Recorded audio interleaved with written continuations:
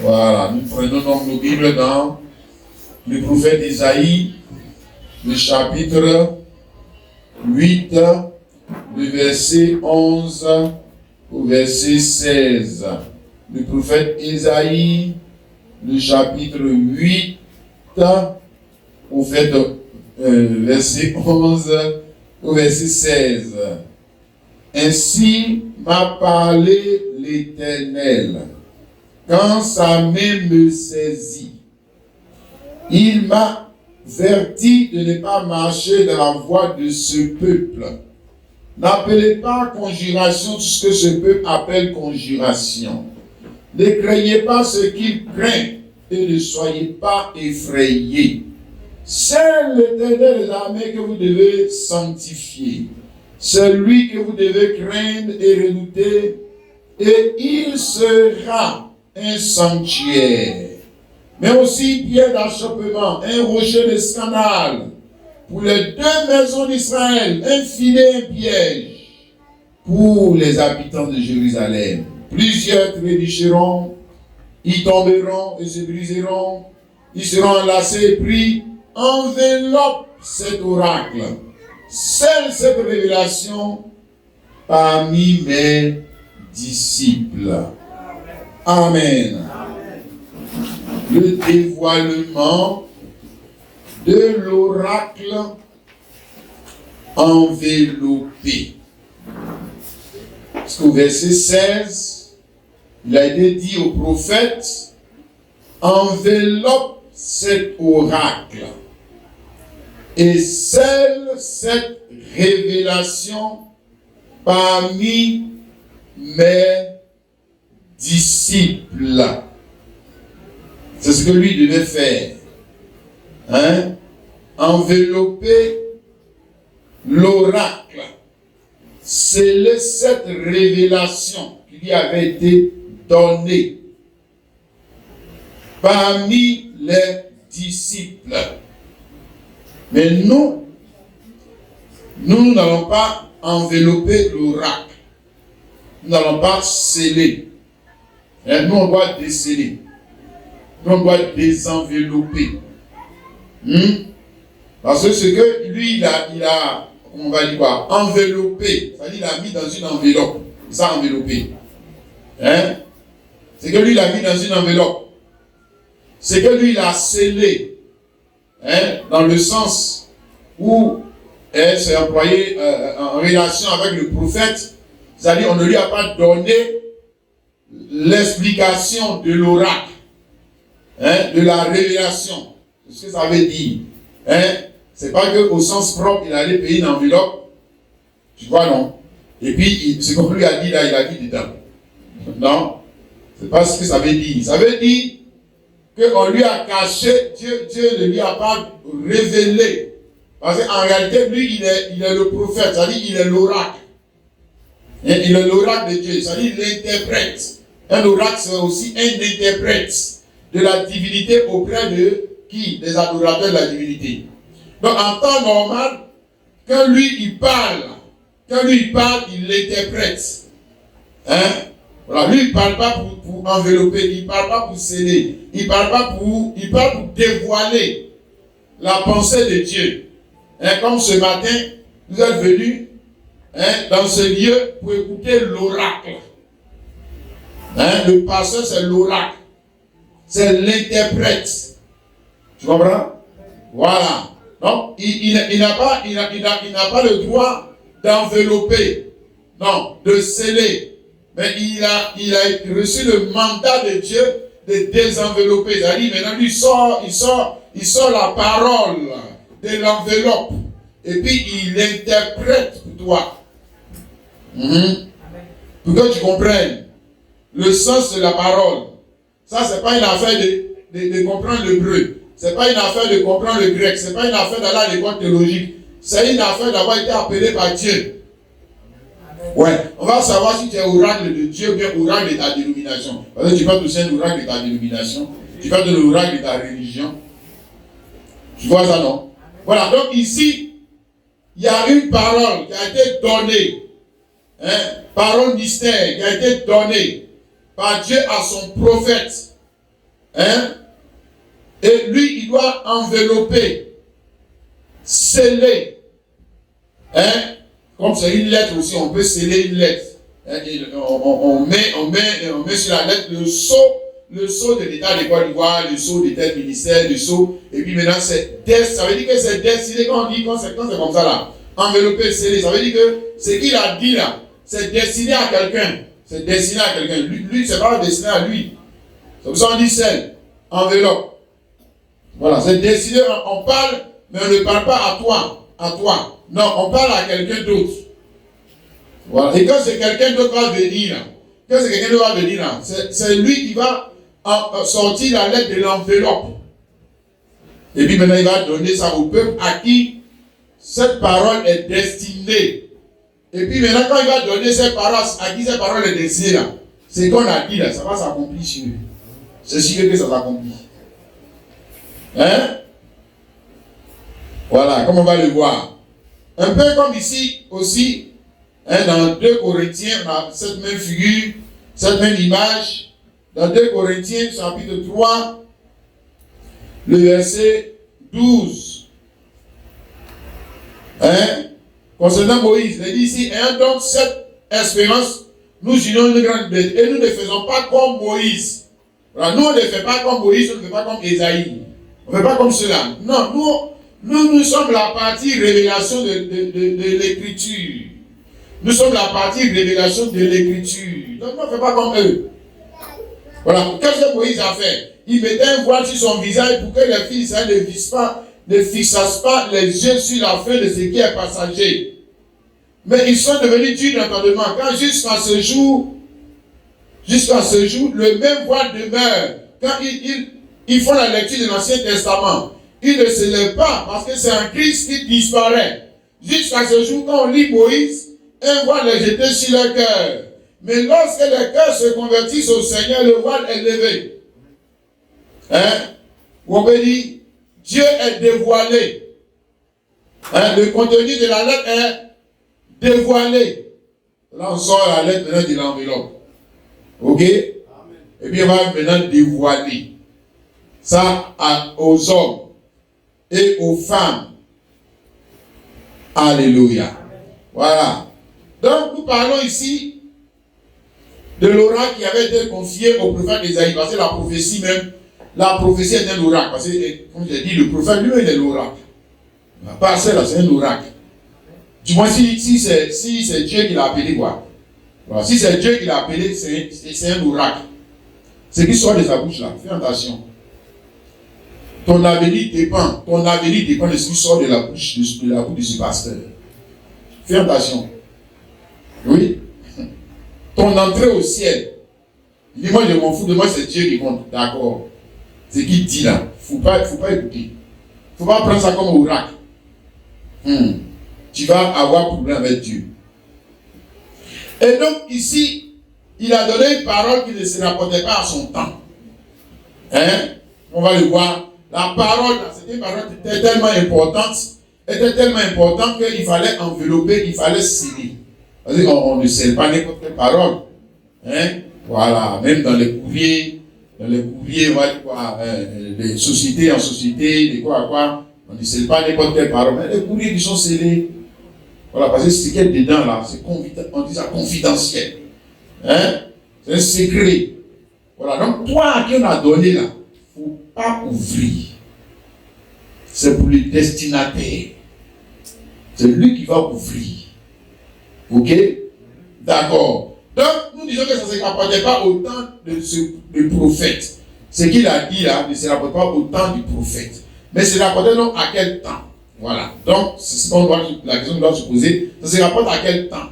Voilà. Au temps où le Seigneur d'Ésaïe a vu le Seigneur Dieu dans Ésaïe chapitre 6, le verset 1, il dit, l'année de la mort du roi Osias, je vis le Seigneur Dieu assis sur un trône élevé et les pans de sa robe remplissaient le temple. Et donc il a vu la vision du Seigneur Dieu. Donc le Seigneur Dieu qu'il a vu en vision là, un jour allait faire quoi?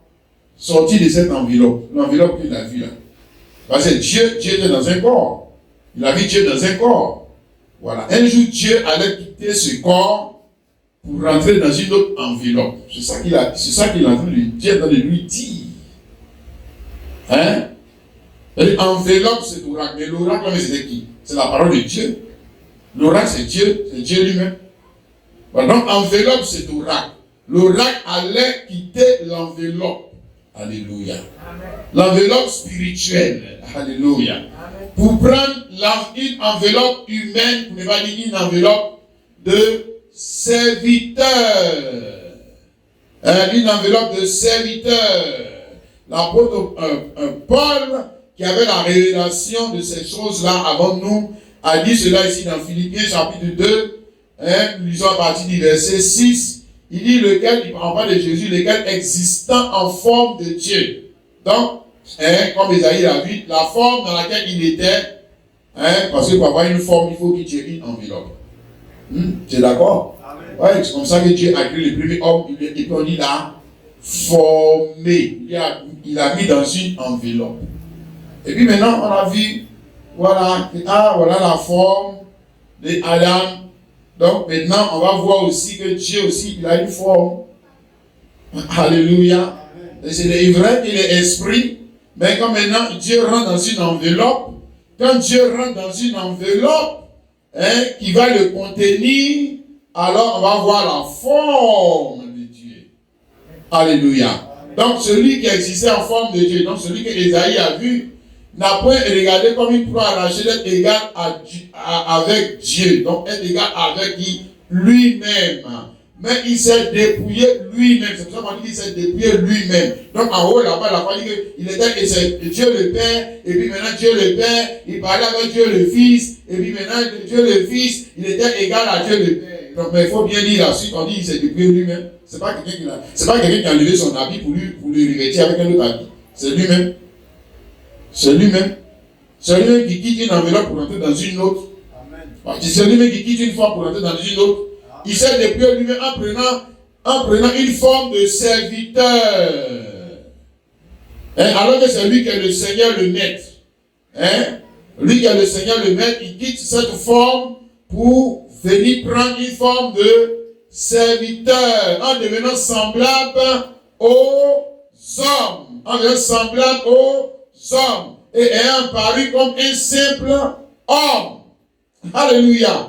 Il s'est humilié lui-même. Chaque fois que le mot qui est utilisé, c'est lui-même. C'est pas quelqu'un qui l'a traîné pour aller à la croix. Jamais. C'est lui-même qui s'est humilié. Ok? Se rendant obéissant. C'est lui-même qui s'est rendu obéissant. Jusqu'à la mort, même jusqu'à la mort de la croix. Alléluia. Amen. Et tout ça pour arriver à quoi? On va le voir. Pour arriver à avoir des disciples.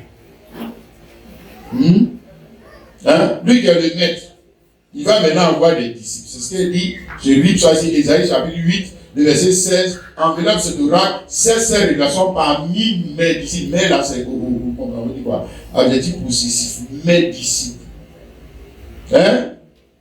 Pour avoir des disciples ou des serviteurs.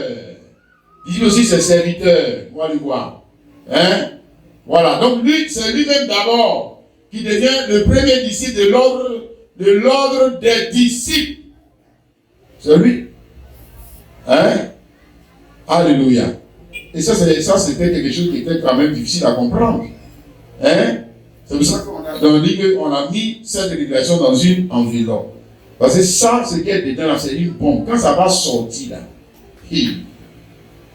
ça sera quoi? Verset 14, Isaïe 8, 14. Il sera un sanctuaire, mais aussi une pierre d'achoppement. Ça sera une pierre d'achoppement. Un rocher de scandale pour les deux maisons d'Israël. Un filet et un piège pour les habitants de Jérusalem. Plusieurs trébucheront, ils tomberont sur quoi? Mais le message qui est dans l'enveloppe, quand ça va sortir, ce que ça va causer comme dégâts. C'est ça qu'il est en train de dire. Ce que ça va causer comme dégâts. dans l'église juive, c'est-à-dire les deux maisons d'Israël, hein, c'est que ça va causer comme ça sera un piège, un filet. Plusieurs trébucheront sur cet oracle. C'est pas sur 10 commandements hein, qui vont trébucher. Si ils connaissent les 10 commandements, ils peuvent te citer ça par cœur. C'est pas un souci. Ils peuvent te citer l'histoire de Moïse par cœur. Ils peuvent te citer l'histoire d'Abraham par cœur. Ils peuvent te citer tout par cœur. Mais quand on arrive maintenant ici, c'est l'homme que vous avez vu là, c'était le grand Dieu que Isaïe a vu. L'homme là, c'était Dieu dans une enveloppe ou une apparence humaine de disciple, de serviteur. Ils vont dire, tu es malade, nous dit des choses comme ça. C'est ce qu'ils vont te dire. Tu es malade, ça ne va pas chez toi. Et puis tu dis quoi? Il est allé quoi? Il est mort. À la croix. Il est parti à la croix pour mourir. Ça ne va pas bien chez toi. Hein? Donc, il y a de parler ici de quelque chose de très profond, frères et sœurs, qui est toujours un objet de scandale. Hein? Parce que la parole, quand elle est désenveloppée, ça devient toujours un scandale. Pour le monde religieux, hein? Pour ceux qui disent qu'ils sont disciples, hein? Aujourd'hui, nous avons des disciples des baptistes, nous avons des disciples des assemblées de Dieu, nous avons des disciples des catholiques, nous avons des disciples. Mais où sont les disciples de Jésus-Christ? Puisque Jésus, lui, il parle ici, hein? C'est l'Éternel Dieu qui parle d'abord. Il dit, enveloppe cet oracle, c'est parmi mes disciples. Or, quand ça va s'accomplir, on ne l'appelle pas l'Éternel Dieu, on l'appelle Jésus-Christ. Amen. Aïe. Mais vous n'avez pas dit qu'il a dit, mais c'est l'Éternel Dieu qui a parlé. Maintenant, lui, est-ce que c'est l'Éternel Dieu?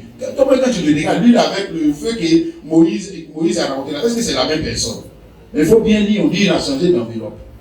Il faut bien lire. On dit qu'il a changé d'enveloppe. Donc, il ne faut pas regarder l'ancienne enveloppe. Hein? On dit qu'il n'est pas dans la même enveloppe. Alléluia! Il est passé d'une enveloppe à une autre. Alléluia!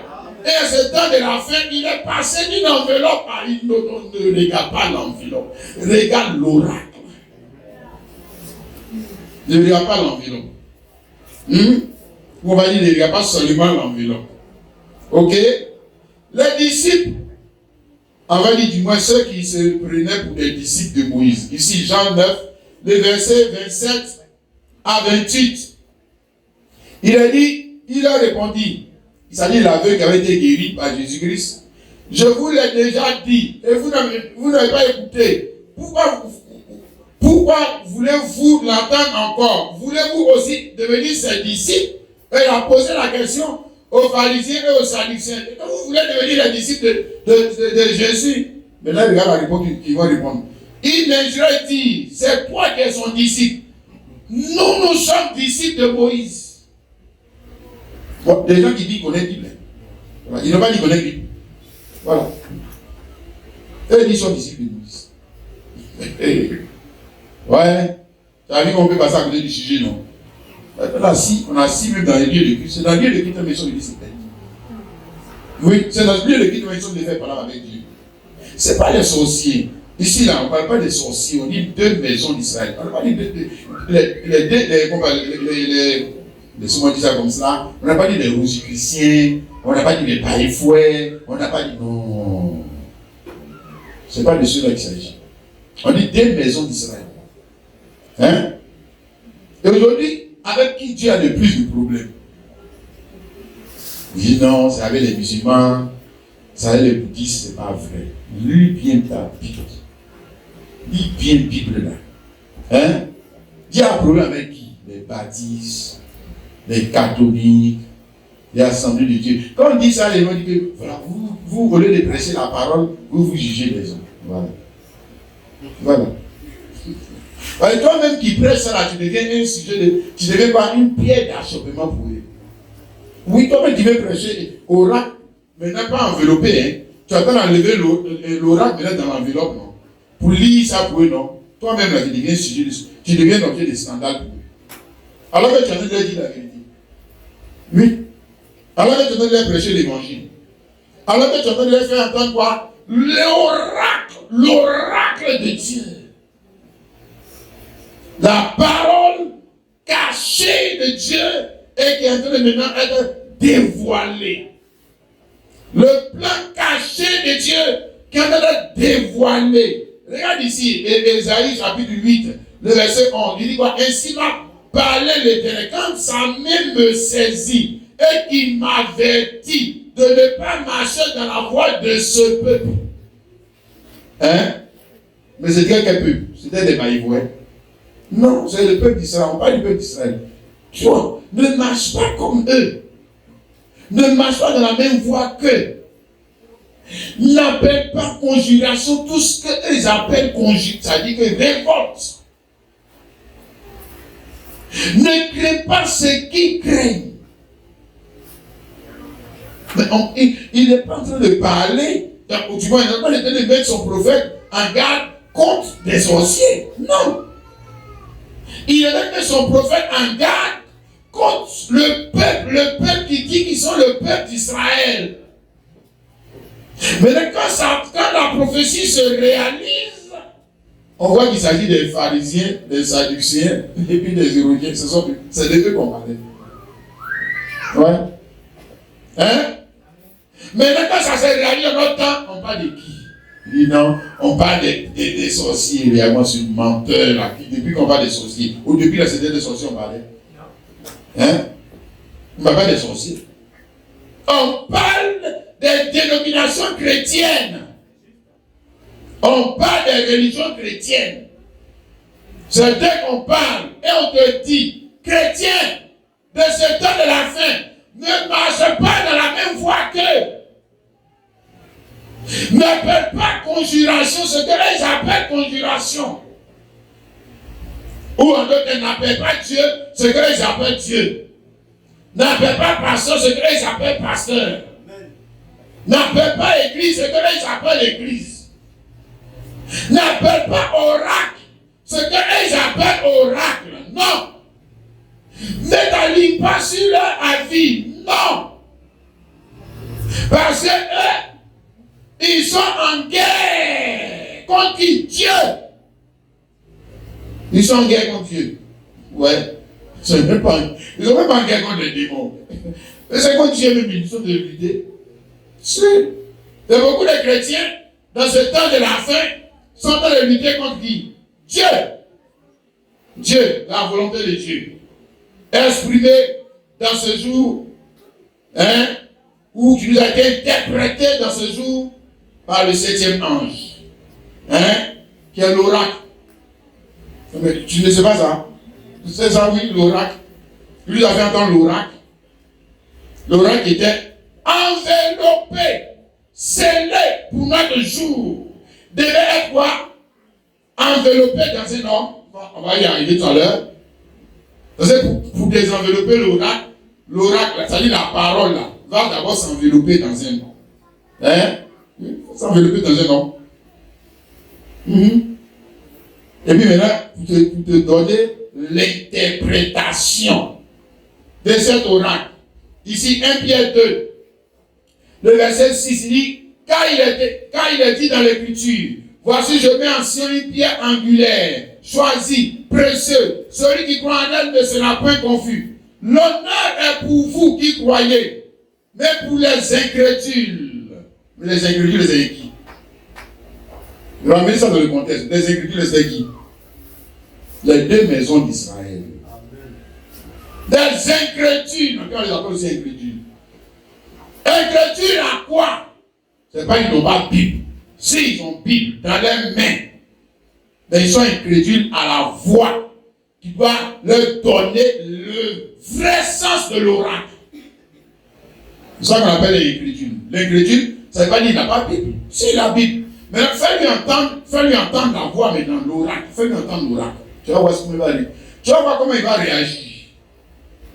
Tu vas voir. Tu vas voir qu'il est un incrédule. Il dit qu'il a la Bible. Mais la Bible, ça c'est le livre des oracles. La Bible, ça c'est le livre des oracles. C'est le livre dans lequel a été enveloppé les oracles de Dieu. Maintenant, on doit te faire entendre. Il y a quelqu'un qui doit t'interpréter maintenant l'autre. Et on dit ici que ces gens, l'honneur est pour vous qui croyez en quoi? À la voix de Dieu. Mais pour les incrédules, la pierre qu'on rejetait, ceux qui baptisaient, est devenue la principale de l'homme et une pierre d'achoppement. Et un rocher de scandale dans tous les âges. Ça sera toujours une pierre d'achoppement. Et un rocher de scandale. Alléluia. D'accord. Donc nous sommes en train de parler ce que le prophète a enveloppé, il a scellé parmi les disciples. Mes disciples, c'est mes disciples. Et donc tant que les disciples ne sont pas encore là, on ne peut pas connaître le contenu. Oui. Il a dit, tant que les disciples ne viennent pas à l'existence là, on ne va pas connaître on ne peut pas ouvrir l'être là. Notamment le premier d'entre eux, le premier d'entre les disciples. Le premier disciple de l'ordre des disciples. Alléluia. Tu vois, le premier disciple de l'ordre des disciples là, c'est qui? C'est qui? Dieu lui-même. Ouais. Le premier disciple, ici il dit mes disciples. Maintenant, le premier disciple, c'est qui? Quand c'est mes disciples, ça veut dire qu'on commence par quelqu'un. Mais comment on fait pour former un disciple? Il faut qu'auparavant, il y ait un maître qui soit lui-même un disciple. Comment tu vas former un disciple? Et par exemple, le disciple là, c'est quelqu'un qui a un maître sur qui il regarde pour faire pour lui. Bon, maintenant, lui regarde le maître là. Non, lui ne regarde pas le maître en tant que maître seulement, mais il regarde le maître en tant que disciple. C'est comme ça que lui aussi devient autrement. S'il regarde le maître en tant que maître, c'est que lui aussi sera maître. Alors qu'on veut faire de lui un disciple. Voilà. Le premier des disciples, Ésaïe 54, de l'ordre des disciples, parce que lui son ordre là, son organisation, son église, c'est une église de quoi? Disciples. Ça veut dire que l'oracle est enveloppé, scellé parmi pas les disciples d'Ésaïe, non. Pas les disciples de Moïse, non. Pas les disciples de Malachie, non. Lui, c'est disciple. Mais à quel moment il a commencé à avoir des disciples? À quel moment? Et puis comment va-t-il avoir des disciples si lui reste esprit? Si lui il est esprit. Comment il va faire pour avoir des disciples? Lui il est esprit. Disciple, c'est que toi-même qui es le maître là, tu vas me montrer le modèle de disciple. C'est toi qui vas venir me montrer. Voilà. Mais pourquoi tu viens me montrer là? Il faut que moi je te vois. Je te vois faire. Je te vois vivre la vie des disciples. Je te vois combattre le combat des disciples. Je te vois avec la mentalité de ce que toi tu appelles mes disciples. Parce qu'il a dit mes disciples. Alors que Moïse aussi avait ses disciples. Les Sadduciens avaient leurs disciples. Les pharisiens avaient leurs disciples. On dit les catholiques ont leurs disciples. Les baptistes ont leurs disciples. Les patati patata ont leurs disciples. Chacun a leurs disciples. Les tonderistes ont leurs disciples. Mais quand on est venu dans l'affaire de Branham, les gens veulent faire de nous des disciples de Branham. Voilà. Et eux, ils appellent ça le message. Quel message? C'est votre message menteur. Depuis quand Branham a dit qu'il veut avoir des disciples. C'est votre message à vous. Donc on revient à la même cas de départ. Des gens, on a lu tout à l'heure, donc Jean 9, 27 à 28, quand il lit dans l'Ancien Testament, nulle part Moïse a dit que lui veut avoir des disciples. Mais eux ils disent qu'ils sont disciples de Moïse. Eux ils disent qu'ils sont disciples de Moïse. Vous voyez des gens comme ça, des ratés comme ça. Ils viennent garder le nom de descendants de Dieu. Moïse n'a jamais dit que lui il est venu avoir des disciples. Eux ils disent qu'ils sont disciples de Moïse. Que eux ils ne peuvent jamais être disciples de ce gars-là. C'est vagabond là. Eux ne peuvent jamais suivre ce gars-là. Eux, ils sont disciples de Moïse. Parce que pour eux, un serviteur de Dieu, je veux dire, digne de ce nom, il doit être disciple de Moïse. Voilà. Et dans leur tête, c'est un scandale. C'est un scandale de dire qu'un Israélite est disciple de Jésus et il n'est pas disciple de Moïse. C'est un scandale. Quoi? Toi, tu es un bon Israélite et puis tu dis que tu n'es pas disciple de Moïse et puis toi, tu es disciple de Jésus. Non, c'est que tu n'es pas un bon Israélite. Voilà. Mais même chose on dit, dans ce moment, on dit que si tu es un bon catholique, tu dois être disciple de Marie. Voilà. Donc, on nous ramène dans la tradition humaine. Alors que Jésus lui a parlé de quoi? Mes disciples. Et maintenant, nous cherchons à connaître le premier des disciples de l'ordre de disciples. Parce que c'est un ordre de disciples. Je dis mes disciples. Donc c'est un ordre de disciples. C'est un ordre de disciples. C'est une organisation de disciples. C'est une église de disciples. C'est un royaume de disciples. Et le premier, c'est qui? Ésaïe 54, je dis tout à l'heure. Le verset 13. Tous tes fils seront disciples de l'Éternel. Et grande sera la postérité de tes fils. Tes fils ici, là, le contexte, c'est pas, il parle de la Jérusalem céleste. La Jérusalem céleste. Tous tes fils, seront disciples. Oh, il y a des femmes dedans, ils m'ont dit tes fils. Il y a des femmes dedans, qu'on appelle Tabitha, tes disciples. Acte 9, 36, on l'appelait disciple. Elle était disciple, on dit tes fils. On dit tous tes fils. Parce que ce sont des disciples qui sont à l'image de quelqu'un. Le premier, là, lui, il est quoi? Il est fille. Il est fille. Donc le premier, là, c'est un nom. On dit tes fils. Donc ce sont des disciples à l'image d'un fils. Donc, même si c'est femme, elle est à l'image d'un homme. D'un homme, on appelle Jésus. Elle n'est pas à l'image d'une femme. Non. Elle est disciple à l'image de Christ. Et Christ, c'est le premier des disciples de la nouvelle église, de la nouvelle Jérusalem ou de la nouvelle naissance. C'est lui le premier.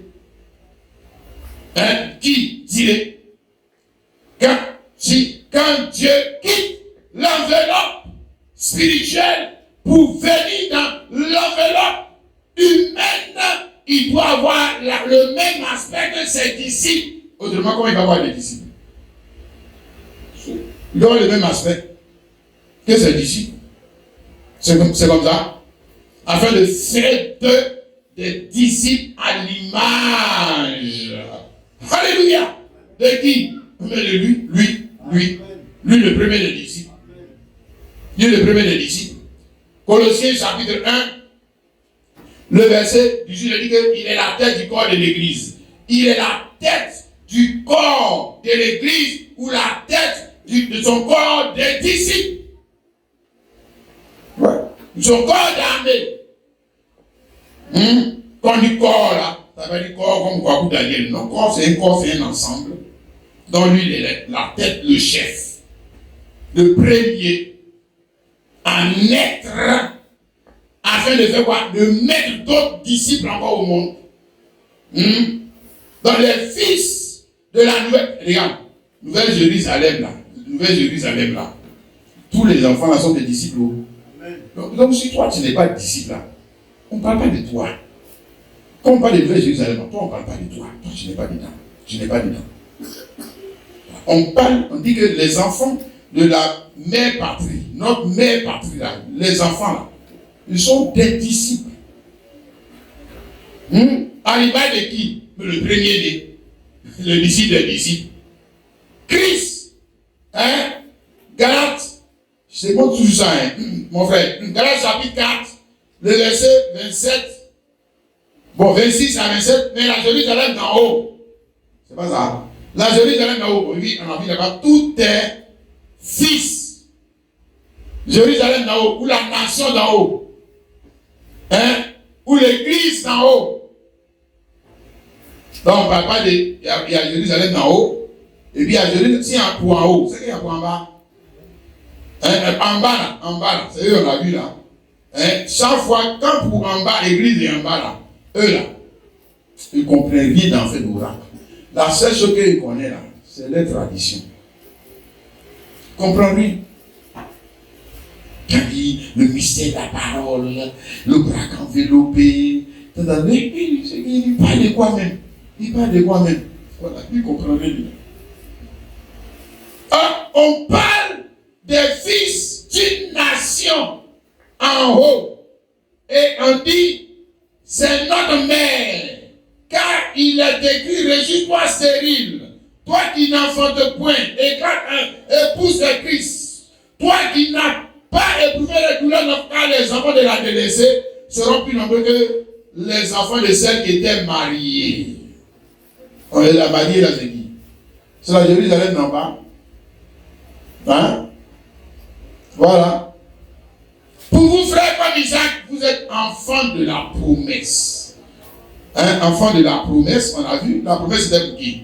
Je reviens encore, Ésaïe 8, 16, enveloppe cet oracle, 16 révélations parmi mes disciples. Donc on leur a promis quelque chose pour eux.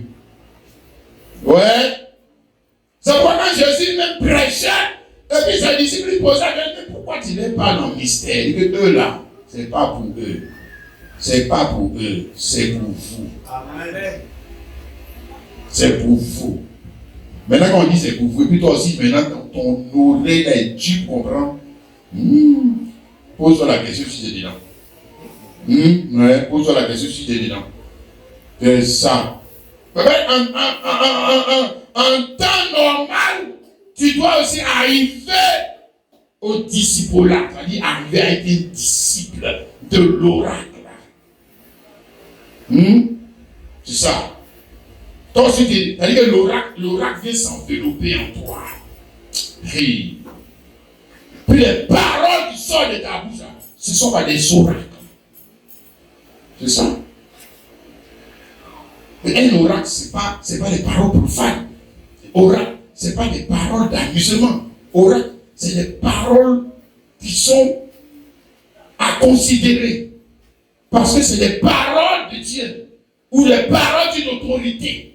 Ou des paroles là qui te montrent. Non pas, c'est pas peut-être. On dit son avis. C'est pas son avis. C'est l'avis de l'autorité. D'une autorité. Mandaté. Qualifié. Pour juger une affaire. Ou pour prononcer un jugement. Donc c'est dit sort. C'est l'absolu. C'est pas du cité. On ne dit pas l'oracle. Non. C'est pas raison, c'est pas interprété. Et puis si tu méprises l'oracle, tu auras problème. Tu auras problème. Ouais. Regarde. Ici, Proverbe 16. Le verset 10. Proverbe 16 dit, il dit, des oracles sont sur les lèvres du roi. Hey, les oracles sont sur les lèvres du roi. C'est-à-dire, le roi là, c'est qui, frère? Le roi là, c'est la loi même de ton pays, le roi. C'est la loi vivante. Oui, tu sais pas ça? Oui. Les oracles, c'est pas les gens qui parlent pour mentir, ils jouent à la parole. Non, le roi est roi. Il ne parle pas pour parler. Non. Quand il bouge sa bouche, on doit entendre des oracles. Ouais. C'est ça, non? C'est pas plaisanter. Voilà. Et le chrétien, c'est un roi. Tu sais pas ça? Aïe. Il soit la parole. Il ne connaît même pas l'importance de la parole divine. C'est un plaisantin chrétien. Oh. C'est un plaisantin. Et avec vous, c'est même pas un disciple. C'est même pas un disciple. On dit, des orages sont sur les lèvres du roi. Sa bouche ne doit pas être infidèle quand il juge. Sa bouche ne doit pas être infidèle quand on dit qu'on entend au travers du roi, on connaît le jugement. Quand il a parlé, c'est fini. On ne fait pas discuter dessus. Oui, le roi a parlé, mais moi je ne suis pas d'accord. Le roi a parlé, mais moi c'est pas comme ça, non? C'est pas ça. Hein?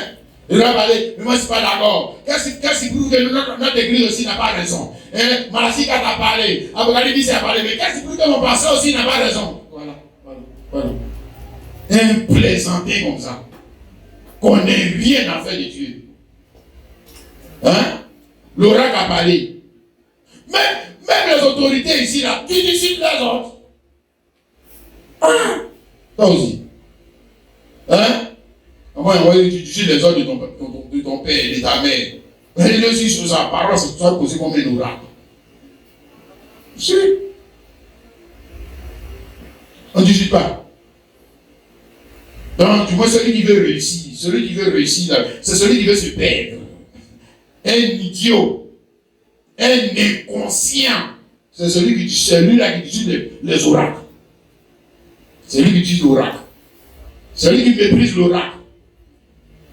C'est lui qui n'accorde aucune importance à l'oracle. C'est-à-dire que lui, c'est un enfant qui va se perdre. Il est déjà perdu même. Ouais. Il ne sait pas faire la différence entre parole et puis parole. Il ne sait pas faire la différence. Et tout ça, c'est la même chose. Tout ça, c'est même Jésus là. C'est pas même Jésus, hein. Non, attention. On parle de l'oracle qui a été enveloppé. Qui était autrefois enveloppé, qui était autrefois scellé, et maintenant qui s'enveloppe en Christ et son Église pour être dévoilée. Tu as vu ça, non? Voilà, donc Esaïe parlait de quelque chose de bien précis. Christ et l'Église, parce que c'est Christ et l'Église qui est l'accomplissement de ce qu'on a lu tout à l'heure. Esaïe 8, 11 à 16, c'est Christ et l'Église, parce qu'il a parlé de mes disciples. Donc, lui qui parle là, il est dedans. Et puis ses disciples. Dieu aussi il est dedans. Et lui-même le conteste. On dit cela quoi? Un sanctuaire. Une pierre d'achoppement. Donc lui-même il est dedans. Voilà. Puis maintenant ses disciples. En qui l'oracle va se voiler dans le temps. Et puis se dévoiler. Parce qu'avant qu'il ne se dévoile, il doit d'abord se voiler ou s'envelopper. Hein? Il doit être scellé dans un homme. Oh, alléluia. Et l'homme est devenu l'enveloppe de l'oracle. Alléluia. Dans chaque âge, l'homme devient l'enveloppe de l'oracle. Et comment tu vas savoir qu'il s'agit là de l'oracle qui a été promis? Regarde ce qui sort de sa bouche. Est-ce qu'un homme peut parler comme ça? Quand même toi aussi. Mais tu ne réfléchis pas. Ah, où lui vient cette intelligence? D'où lui vient cette parole, cette connaissance? Il allait apprendre l'hébreu. Ça là, c'est Esaïe 8, 11 à 16 ans. Apprendre l'hébreu 1000 fois. Si l'oracle n'est pas venu s'envelopper en quoi? Tu vois blé, frère. Tu vas dire tout ça, ce qui est écrit ici là. Tu ne vas pas dire ça. Ouais. Tu vas dire tout, sauf ce qui est écrit. Ouais, en hébreu, le mot oracle veut dire, si en grec, il est en train de mentir. Il va commencer à vous mentir. Si, écoutez-le bien, quand il a commencé comme ça, là, le reste là, vous allez voir, il va commencer à vous mentir. Ce n'est pas un oracle. Non, regarde. Ici, Romains chapitre 16. Regardez ce que l'apôtre Paul dit. Dans Romains 16, le verset 25 à 26. Paul était l'oracle. Lui mettait l'enveloppe de l'oracle. Alléluia. Les paroles qu'il nous a données, c'est des oracles. Ce n'est pas la vie de Paul, c'est les gens perdus. Il a Paul dit que femme ne prêche pas. C'est Paul qui dit ça, c'est Paul qui a dit. Et puis il a dit, je ne permets pas. Il n'a pas dit que Dieu ne permet pas. Vous voyez des gars comme ça. Mais l'oracle, il n'a qu'à te dire quoi? L'oracle, il n'a qu'à te dire quoi? Que Dieu a dit. Lui, il te dit, moi, je te dis. Si, lui-même, l'oracle.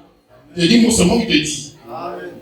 Ouais. Maintenant, si tu ne sais pas qui il est on va dire quoi, dans l'organisation de Dieu, tu es perdu.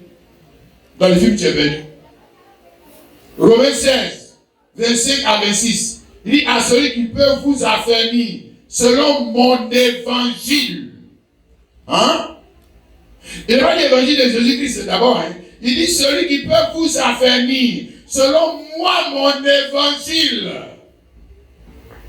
Et ça devient sérieux, non? Amen. Frère, on dit l'évangile de Jésus. Il dit que non, lui il a son évangile. Aïe. Comment tu peux avoir ton évangile quand on parle de l'évangile de Jésus? Non, parce que le gars là qui te parle là, il est l'enveloppe de celui qui a dit je bâtirai mon église. Il est l'enveloppe. Il dit mon évangile.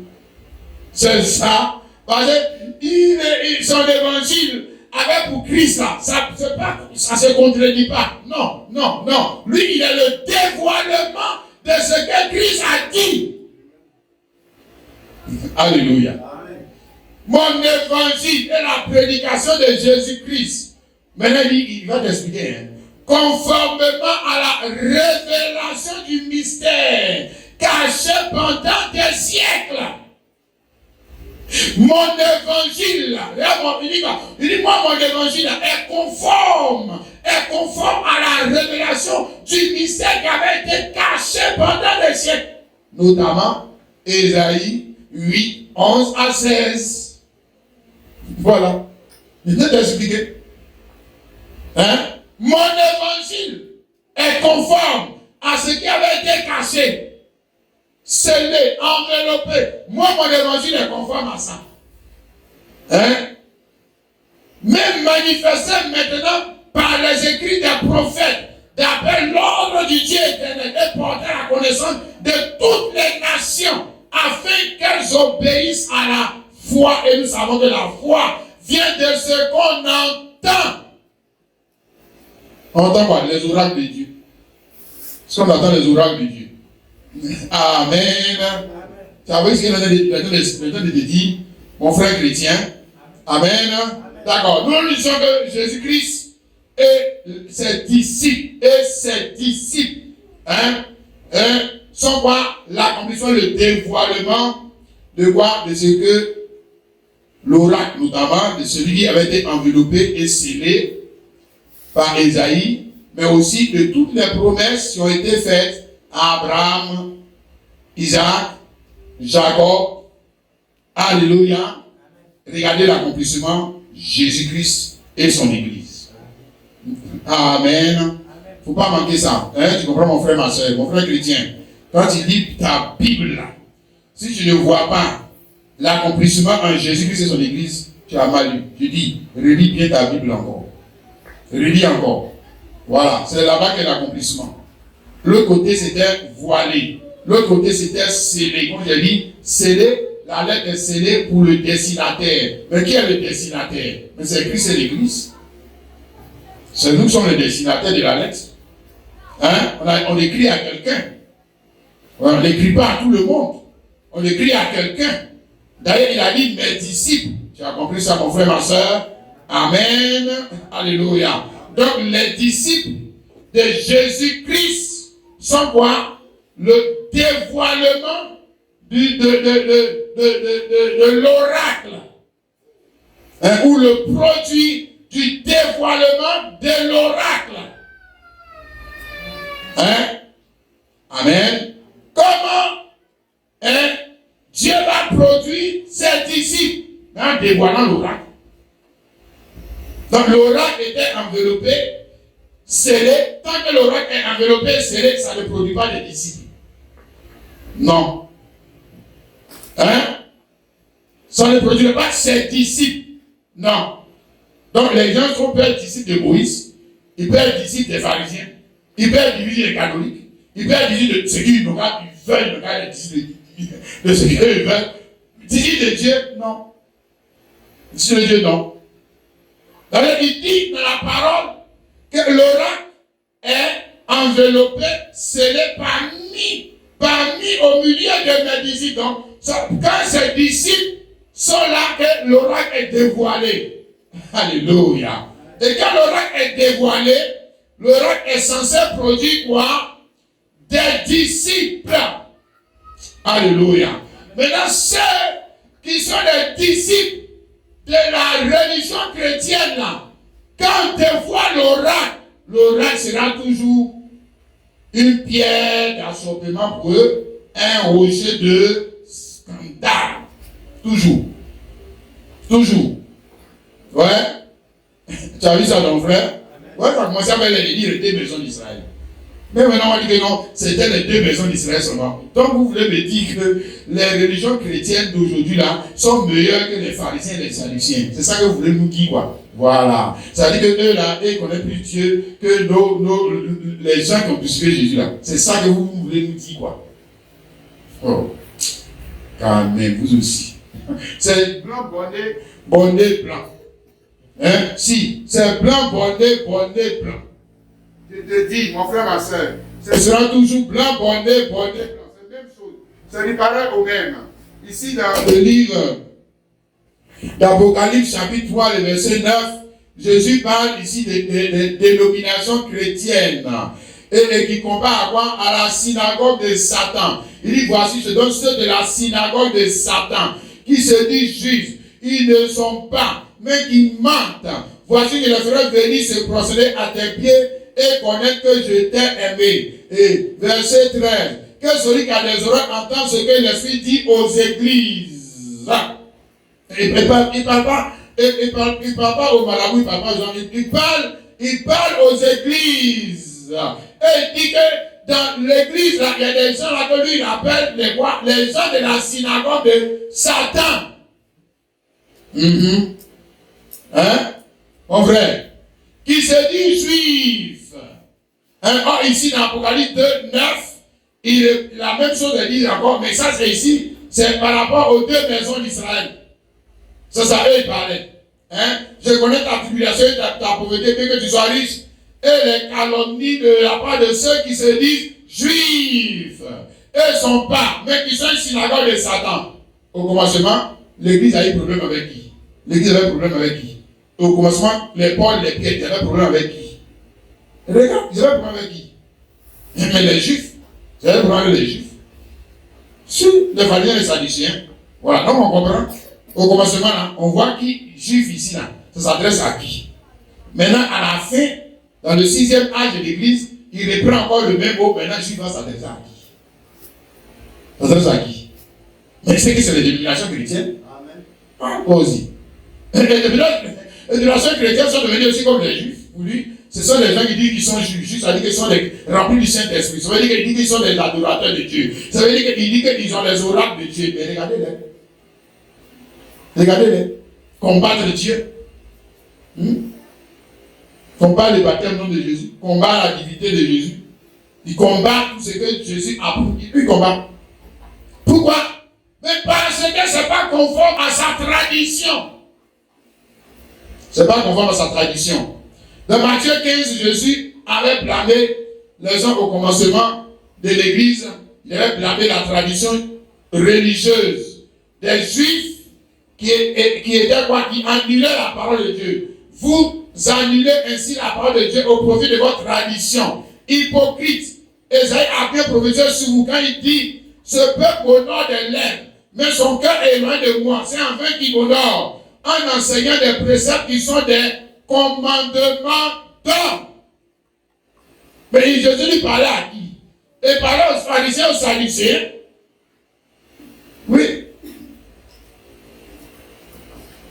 Et les pharisiens et les sadducéens ont mis les traditions religieuses juives au-dessus de la parole de Dieu.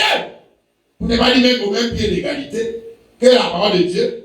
Et aujourd'hui, dans ce temps de la fin, nous avons quoi?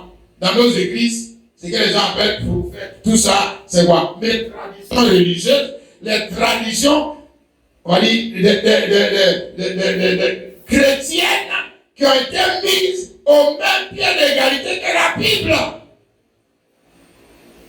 Que la Bible. Ils ont mis Jésus-Christ dehors. Ils ont remplacé Jésus-Christ par leur tradition. Voilà.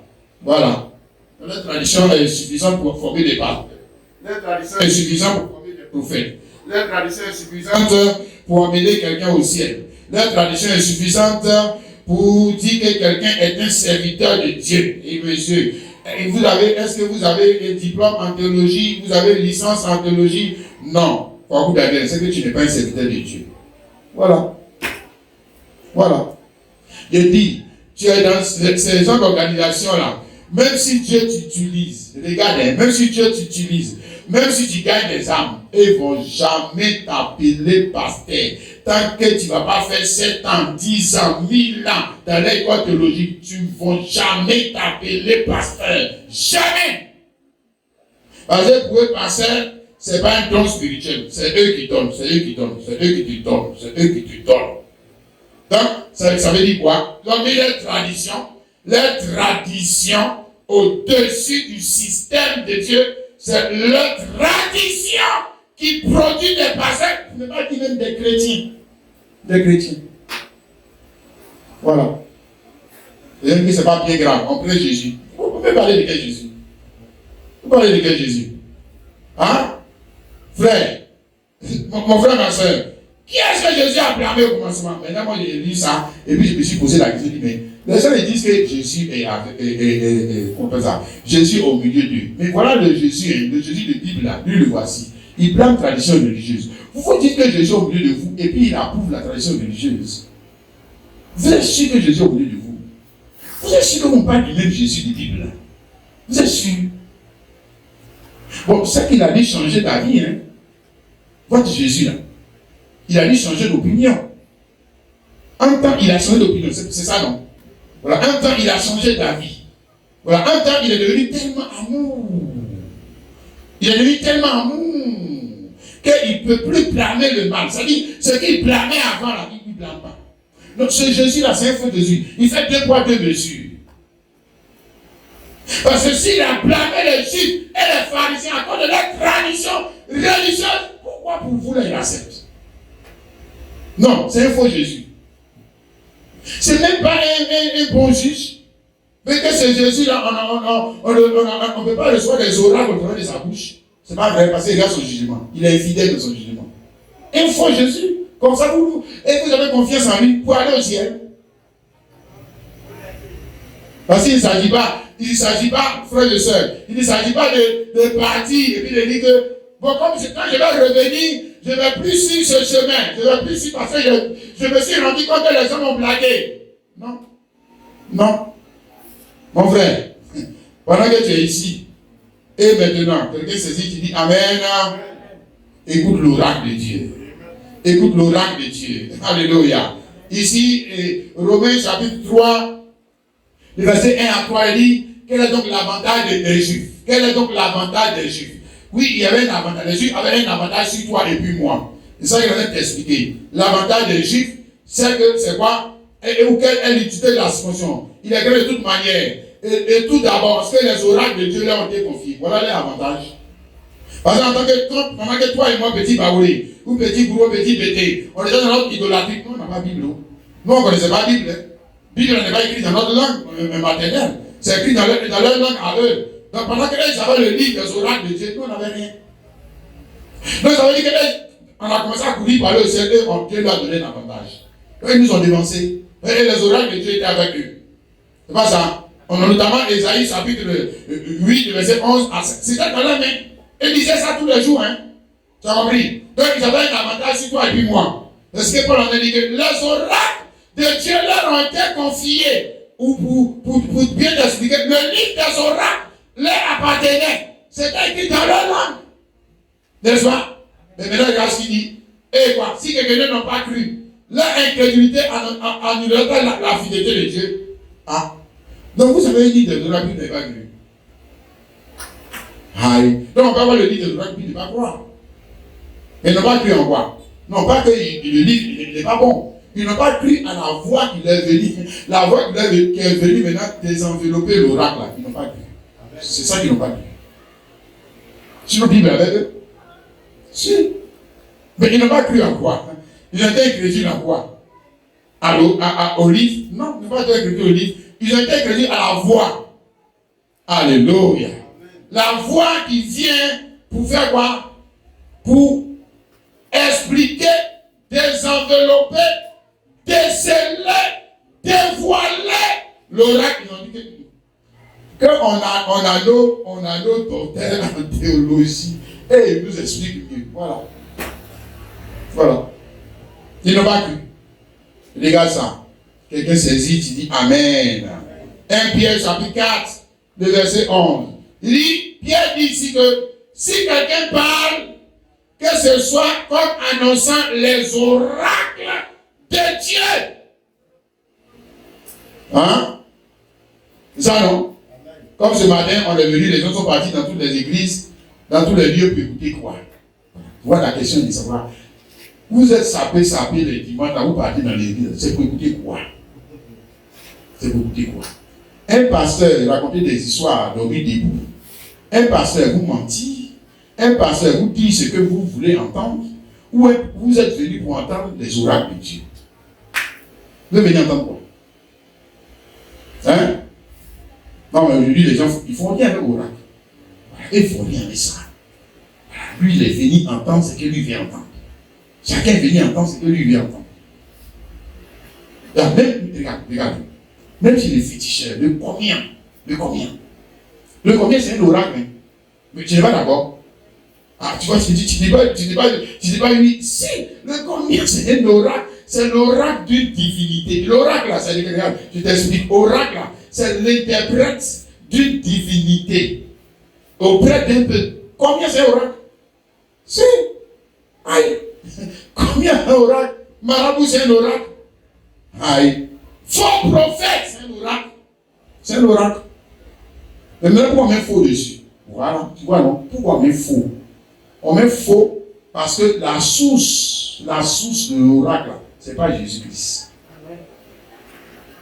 C'est pour ça que Pierre dit, si quelqu'un parle dans l'église, si quelqu'un enseigne dans l'église, que ce soit comme annonçant les oracles d'Élohim, Dieu, Jésus-Christ. Hein? On peut tous, nous tous on parle. Hein? Et qui ici parle pas? Il n'y a pas d'autres qui sont bobos. Et puis d'autres qui parlent, tout le monde parle. Dans les îles, tout le monde parle. Mais est-ce que c'est comme annonçant les oracles de Dieu? Ou bien laisse-moi dire ça bien comme ça. Est-ce que c'est comme dévoilant les oracles de Dieu? Parce que l'oracle de Dieu lui-même est déjà voilé. L'oracle est déjà voilé. L'oracle est dans une enveloppe. L'oracle est scellé. C'est pour ça que même les gens sont adorés, les faux dieux, ils ont besoin d'un interprète. Si. Est-ce que tout le monde peut passer comme ça pour comprendre ce que l'oracle dit? Non, tout le monde ne peut pas. Non, c'est quelqu'un qui interprète ce que l'oracle. Ça fait combien de jours il ne pleut pas? Pourquoi il ne pleut pas? Appelons l'oracle. Et on appelle l'oracle. C'est pas comme ça. L'oracle, il faut demander à ton gars là, pourquoi il ne pleut pas? L'oracle, ils m'ont donné 3 jours, je vais aller les consulter. Dis bien, je ne sais pas comment on dit son nom. Et ça les consulter.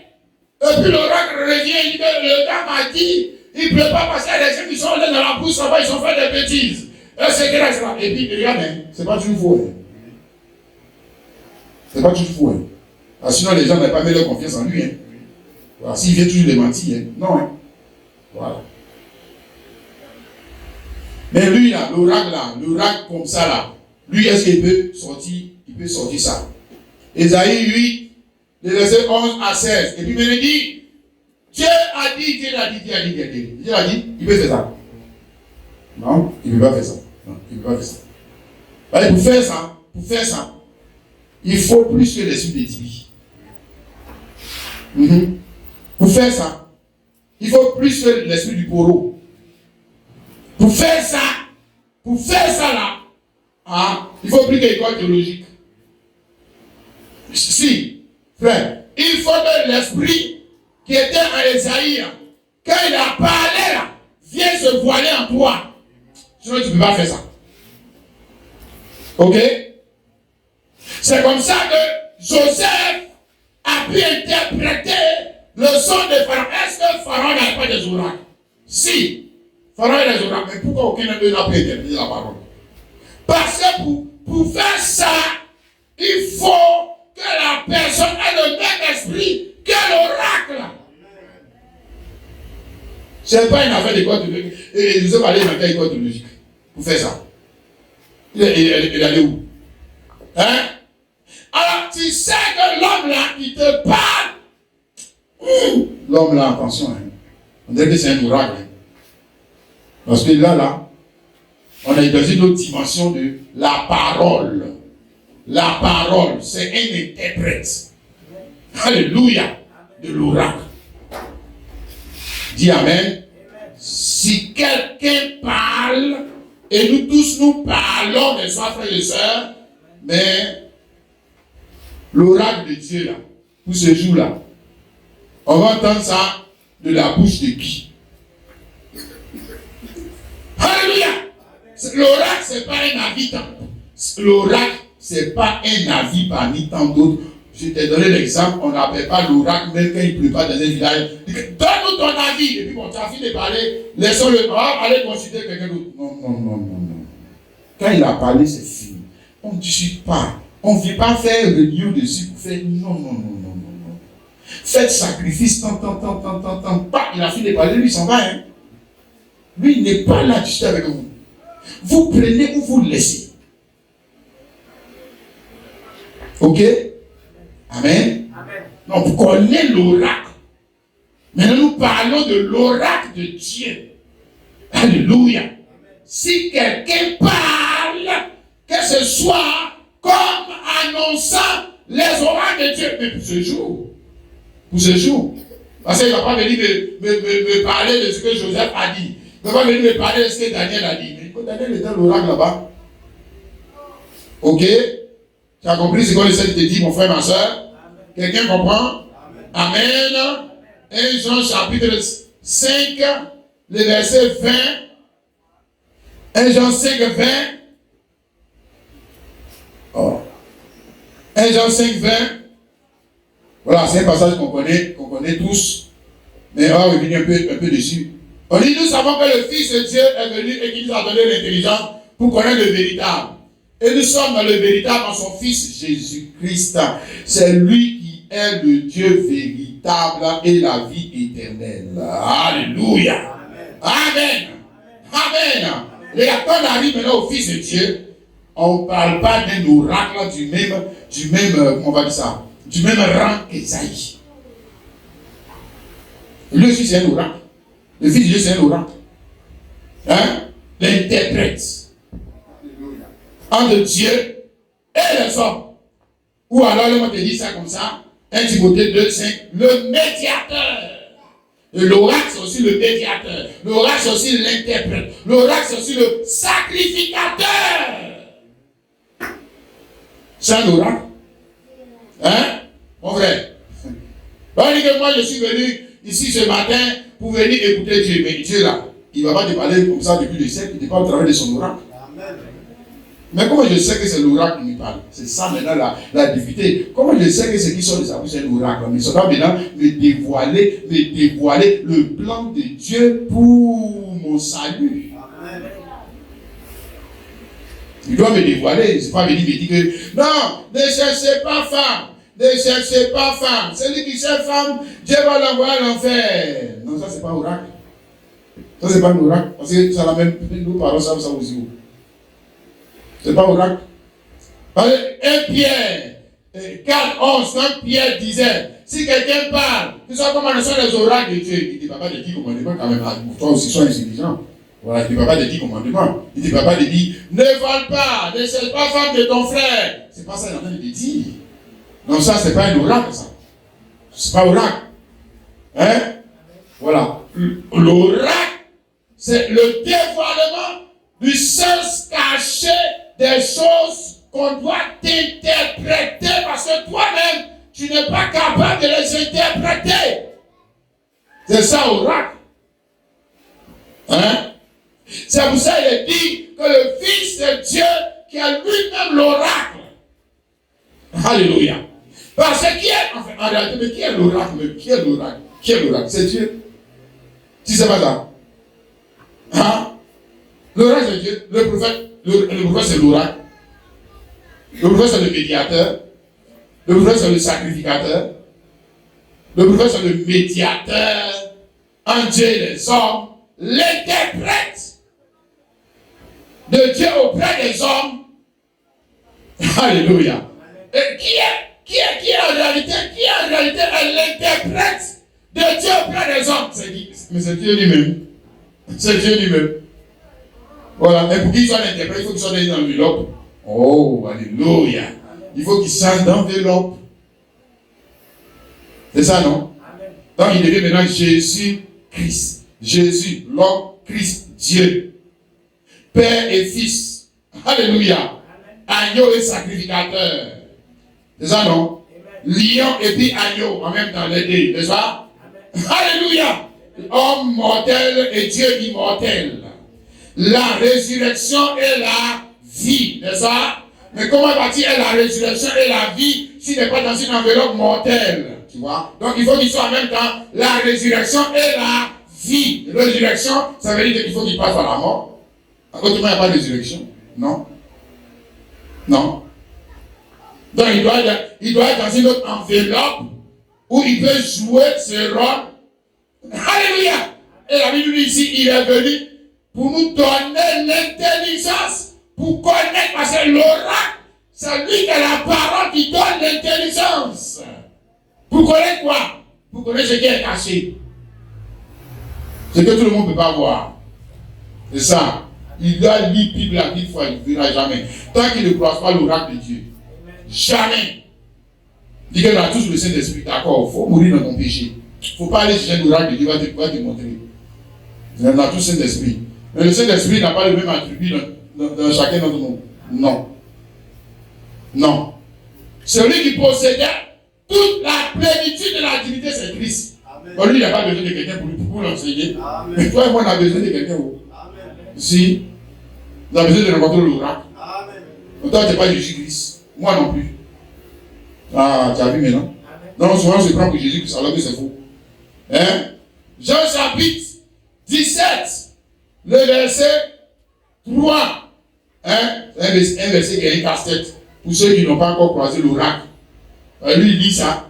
Lui, il dit ça. Et il dit ce que le verset n'a pas dit. Tu vois?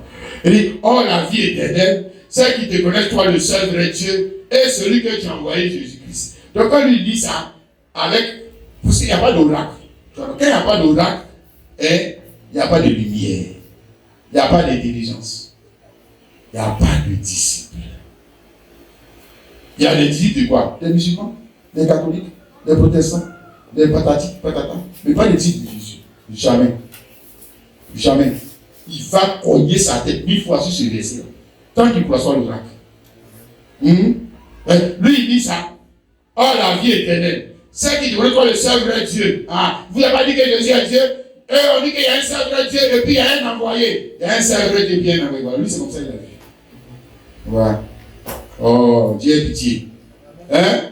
Dieu ait pitié de ces églises où il n'y a pas d'oracle.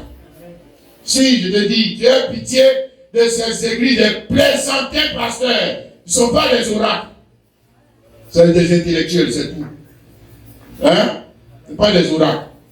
Regarde, ici, on parle de qui? Du seul envoyé qui nous fait connaître Dieu et la vie éternelle. Il faut bien lire, il faut bien lire. Il y a un seul envoyé qui nous fait connaître Dieu et puis la vie éternelle. Voilà. C'est ça qu'on te parle. Et qui est cet envoyé? Qui peut faire connaître Dieu? Toi-même, tu es un peu intelligent. Toi-même, là, quelqu'un peut te faire connaître mieux que toi-même. Oh, toi aussi. Ah, arrêtez de bêtises là. Non, le gars là n'est pas Dieu. Il est venu nous faire connaître Dieu. Hein? Donc Dieu est plus grand que lui. Et toi, tu peux nous faire connaître quelqu'un qui est plus grand que toi.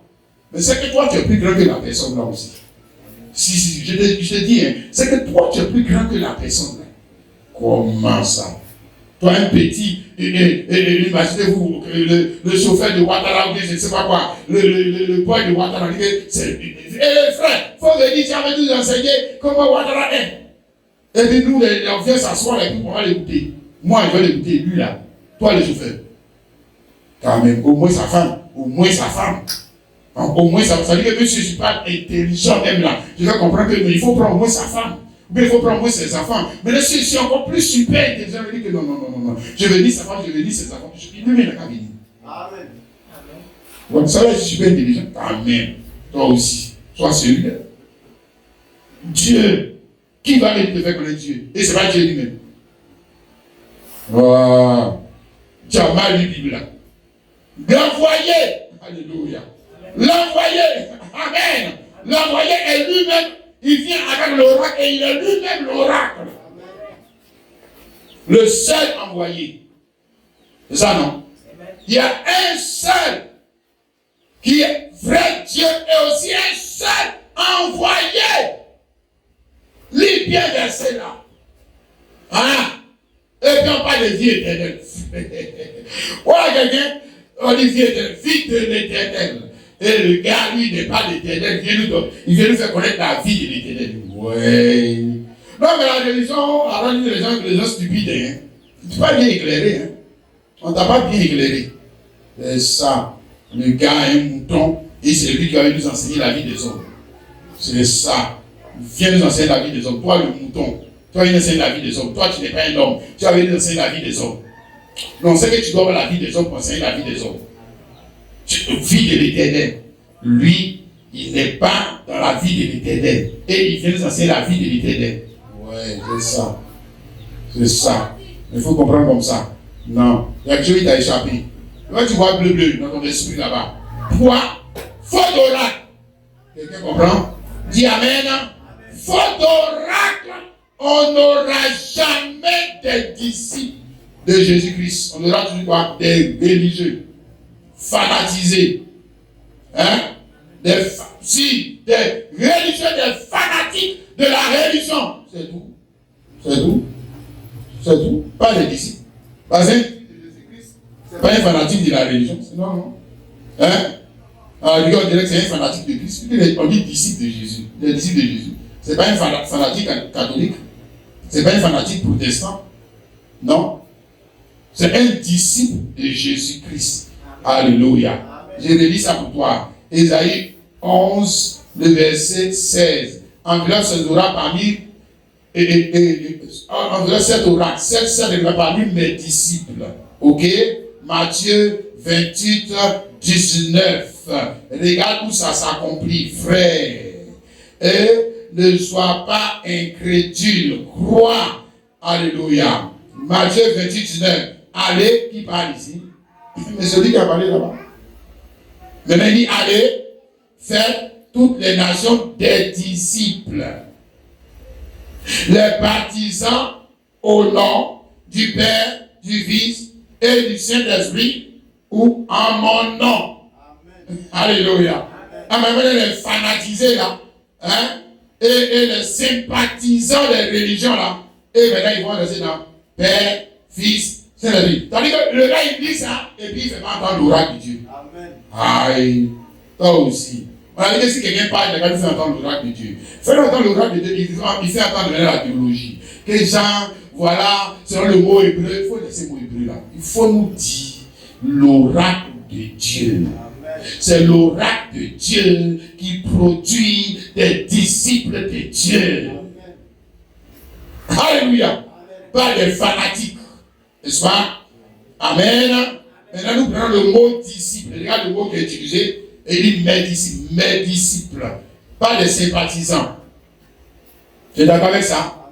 Amen. Non, si. Regarde, il n'a pas fait tout ce travail-là pour avoir des sympathisants. Donc, il n'a pas fait tout ce travail pour avoir des suiveurs. Il n'a pas fait tout ce travail pour avoir des figurants.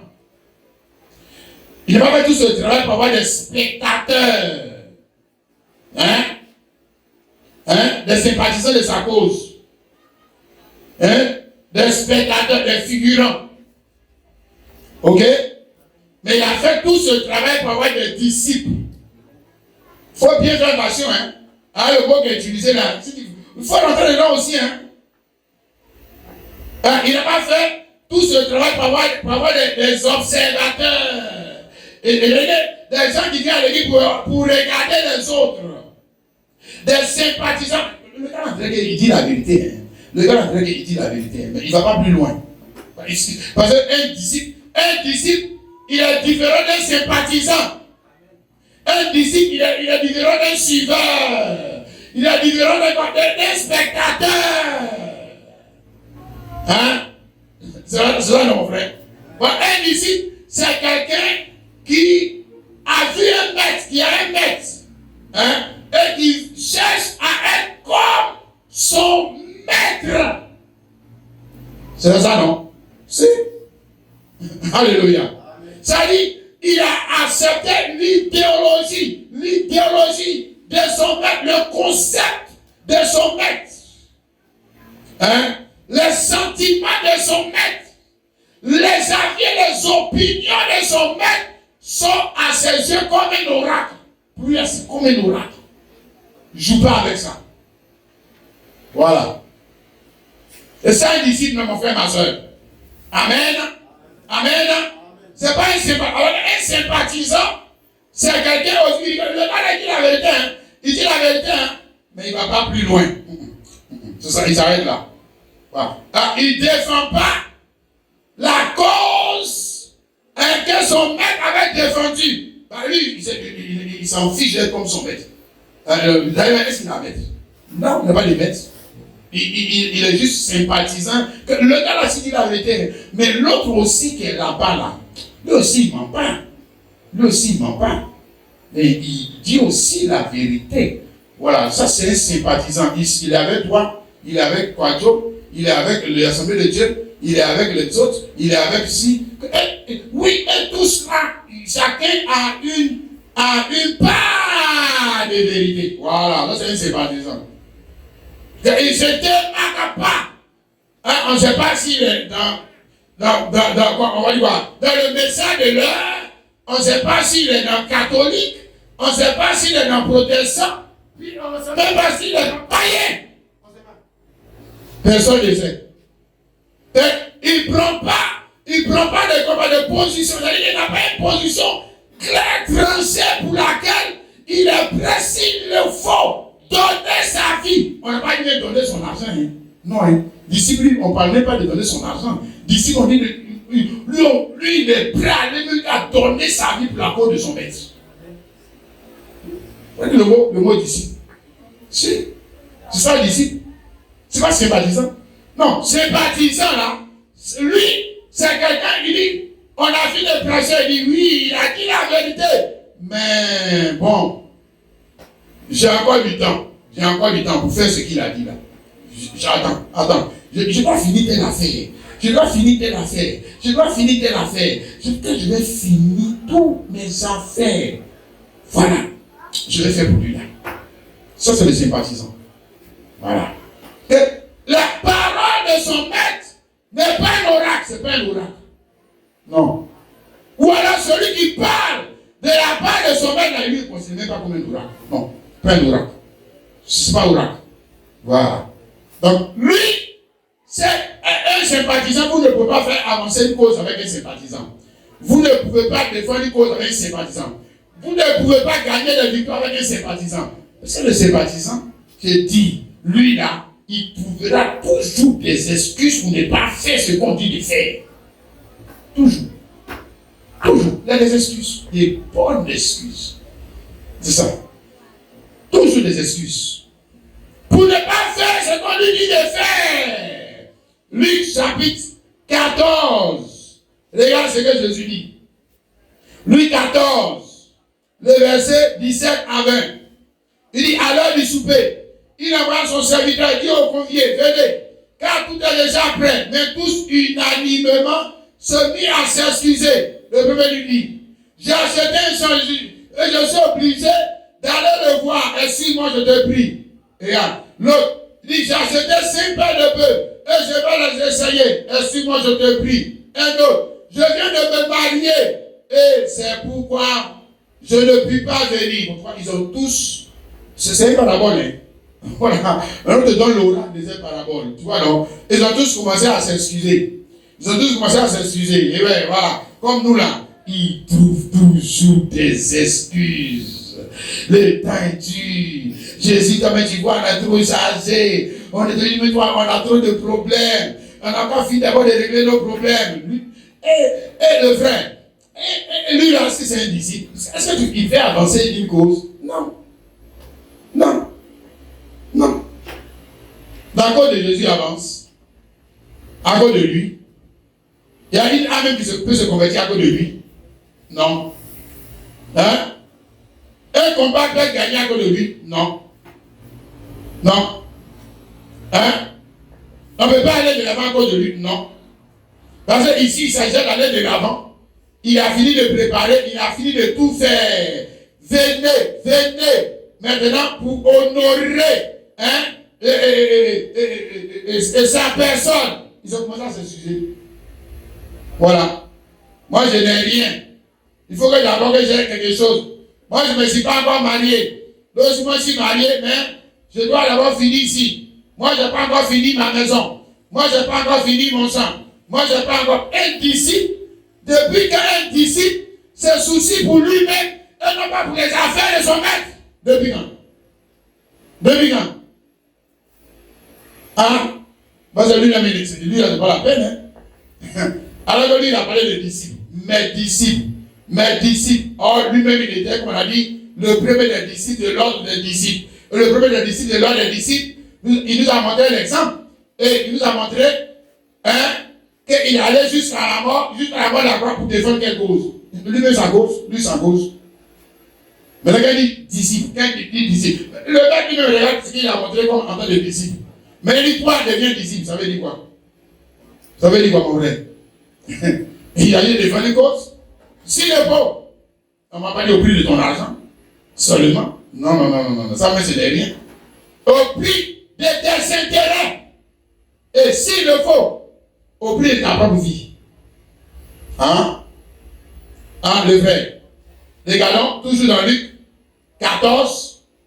S'il n'a pas dit cela. Luc 14, le verset 25. De grandes foules faisaient route avec Jésus. Il se retourna et leur dit.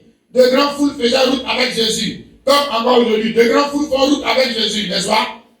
Et nous, comme nous sommes dans les foules, vous voyez, parce qu'il y a ceux qui sont dans les foules, et il reste dans les foules, et puis il y a ceux maintenant qui vont se débarquer pour être des disciples. Mais toi, tu es dans quoi? Hein? Le frère. Après avoir entendu l'oracle de Dieu, toi, tu es dans quoi? Hein? Parce qu'ici, on dit faisait route avec Jésus. Maintenant, il va leur faire entendre quoi? L'oracle. L'oracle attend de parler. C'est ça? Ouais. Si quelqu'un vient à moi, mais on vient déjà à toi, puisqu'on dit qu'on fait route avec toi. Non. Il dit, je viens à l'église. Il fait route avec lui. Non. Je suis même baptisé, je fais route avec lui. Non, pas encore. D'ailleurs, même le baptême, ça veut dire quoi? Le baptême, ça veut dire que devant tout le monde. C'est pas une mot, c'est pas quelque chose que je me mets plonger dans l'eau et je sors. Le baptême, ça veut dire que devant tout le monde ici, là, j'ai fait vœu.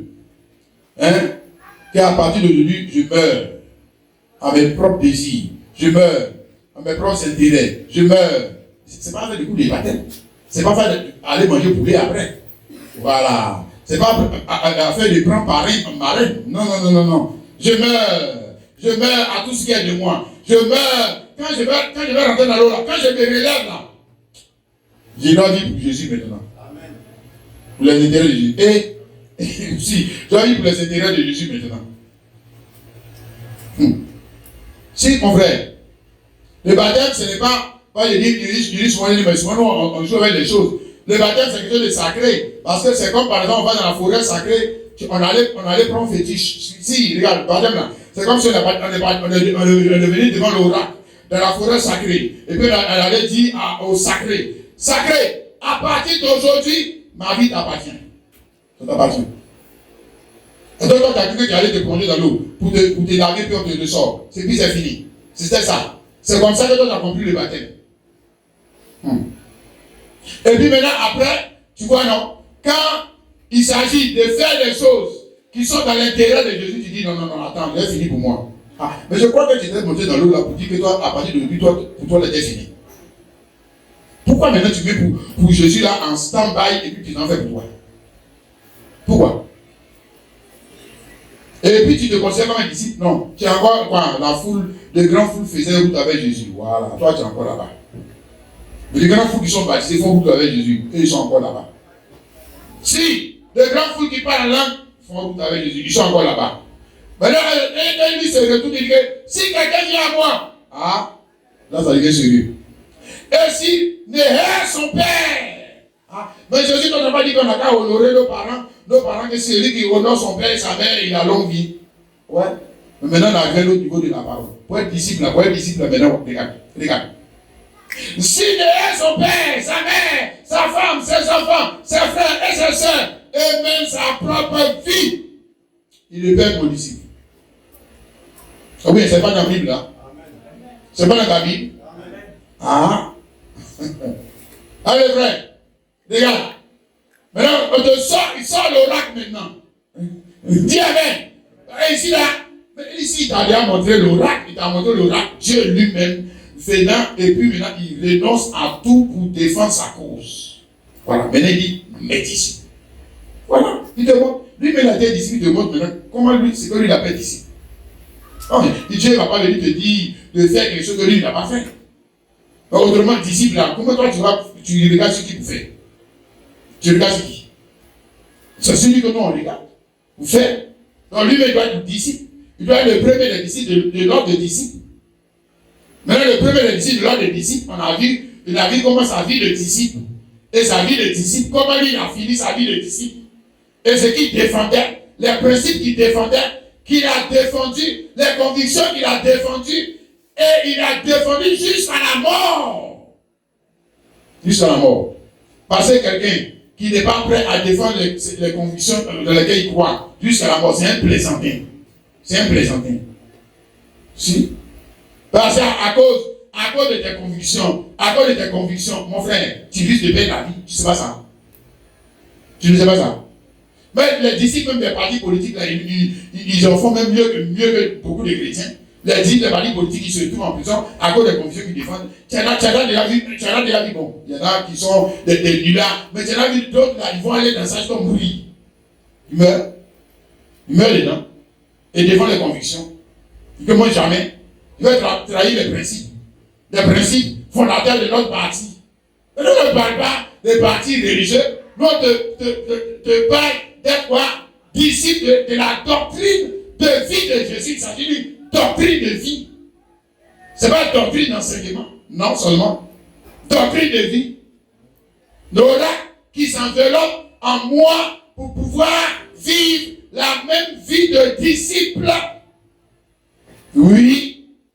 Et la même vie de disciple doit m'amener à avoir les mêmes sentiments, les mêmes combats, les mêmes causes pour faire avancer quoi?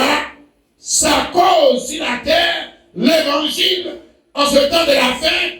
Mais surtout nous parlons de quoi? La vérité. Quelqu'un comprend, je dis Amen. La vérité. Alléluia. Matthieu chapitre 20, le verset 25 à 28. Hein? Jésus les appela et dit, vous savez que les chefs des nations les tyrannisent et que les grands les asservissent. Il n'en sera pas de même au milieu de vous, mais quiconque est grand parmi vous, qu'il soit votre serviteur, ou alors qu'il soit simplement un disciple. Hein? Un disciple et un serviteur. Amen. Alléluia. C'est cela, mon frère. Regarde, il dit ici que, regarde, le plus haut niveau, le plus haut gradé chrétien, là, c'est pas un bishop. Tu as entendu ça? Amen. Le plus haut gradé chrétien, là, c'est pas un révérend, mon père, révérend, je sais pas, patati patata. C'est pas le grand surintendant de l'église manger tout ça. Non! Il dit que le plus haut gradé de son église, là, c'est un disciple. Amen. Ah!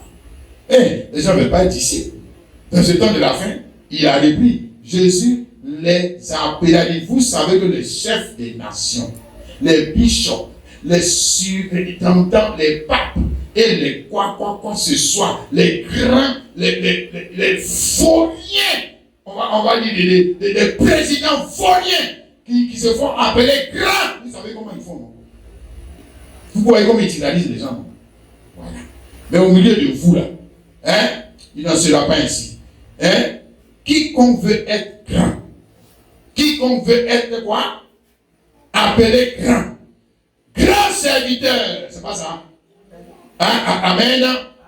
Grand, si tu veux être appelé grand, tu veux être grand, non? Hein, n'est-ce pas? Et qui veut être petit? Alléluia. Jésus, non, le gars est fort. Lui là, il va tous dans le sens opposé. Amen. Hein? Tu as vu, non? Tu as vu son royaume, non? Tu as vu son oracle, non? Amen. Voilà. Tu veux être grand, je suis grand puissant. Hein?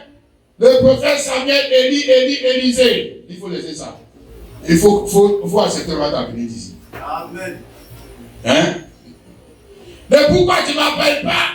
Pourquoi tu ne m'as pas présenté en tant que le grand révérend pasteur qui est sorti de l'école théologique et qui a le diplôme en divinité, en théologie? Il faut laisser ça. Il faut qu'on a qu'à t'appeler d'ici. Amen. Et puis on m'a dit que tu es grand. Hey, les frères. Là, tu vois, non? Là, la plupart d'entre nous, on est partis déjà. Frère, moi je te parle de l'oracle avec lequel on va nous juger au dernier jour. Ouais, nos grands vauriens que nous on appelle grands. Ouais. Ouais, grand président, grand ceci. Au dernier jour, on voit qui est grand. Hein? Voilà. Il dit, et qui combatte le premier parmi nous qui soit votre esclave. C'est ainsi que le Fils de l'homme. Alléluia. Dis Amen. Mais le frère, il est le fils de l'homme. Il est le fils de quel homme? Hein? Ou bien, tu t'avais posé cette question? Bon, il laisse là comme ça. Hein? Et lui, il est le fils, non? Il va dire fils de Dieu. Il est fils de l'homme. Mais lui, il est le fils de quel homme? Ah, tu vois, non? Ça, c'est parole de c'est oracle. C'est oracle sur oracle. C'est oracle sur oracle sur oracle. Mon frère, ma soeur, bon, laissons. Regarde, il est venu non pour être servi, mais pour servir une cause. Défendre une cause. Et donner sa vie en rançon pour plusieurs. Hein? Le plus grand est devenu le plus petit, n'est-ce pas? C'est ce disciple-là. Disciple, ça c'est le plus petit rang, même si on va mettre dans le naturel. Si on va dans le naturel, même un disciple, on va dire que c'est un néophyte. Un disciple, c'est lui qui est en bas de l'échelle. C'est pas un maître, encore même. C'est même pas un maître, c'est un disciple. Hein, dans le karaté, bien quoi, les gens font karaté là. Quand on dit disciple, on dit notre maître. Le maître, attendez, me dire. Ah, toi, tu n'es pas disciple. Quand le gars vient, même tu cours. On aller prendre son sac, tout ça. Toi, tu es serviteur, tu es petit. Jésus lui dit, il faut rester toujours disciple. Il faut rester toujours disciple. Et puis tu seras grand. Amen. Dis Amen. Amen. Dis Amen. Amen. Est-ce que nous sommes arrivés à ça, mon frère, ma soeur? Ou bien nous sommes encore avec la foule? Est-ce que tu es arrivé encore à ça? Alléluia. Amen. C'est l'oracle qui veut s'envelopper aussi en toi. Pour t'emmener dans cette vie de disciple. Cette vie passionnante. Cette vie glorieuse. Cette vie qui est un scandale. Parce que dans ce monde, si on voit par exemple un président de la République, hein, dans la vie là-bas, en train de prêcher l'évangile, c'est quoi? C'est une gloire et c'est un scandale. Hein? C'est que je vais vous donner. Voilà. Il dit ici, il ne respecte même pas. Il a été de gâter notre pays là. Il a été de gâter notre nom.